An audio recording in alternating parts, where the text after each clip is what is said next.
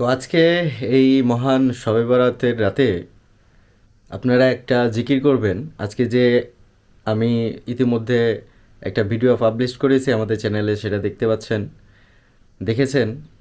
এই আমলের পাশাপাশি সারা রাত যেহেতু আপনারা রাতে জেগে আল্লাহ তাআলার কাছে ফরিয়াদ করবেন, ক্ষমা প্রার্থনা করবেন, ঠিক আছে, সেহেতু সময় নিয়ে জিকির আজগার করুন, আরও বিভিন্ন রকমের জিকির আজগারগুলো করুন।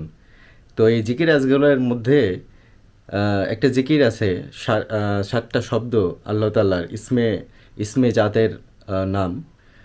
তো এটা হচ্ছে ইয়া আল্লাহু, ইয়া রহমানু, ইয়া রহিমু, ইয়া রাহমাতাল্লিল আলামিন, সুবহানাল্লাহি, আলহামদুলিল্লাহি, আল্লাহু আকবার। হ্যাঁ, তো এভাবে জিকির করবেন ভিতর দিয়ে, যে আমি যেভাবে জিকির করলাম আরেকবার করে দেখাই। হ্যাঁ,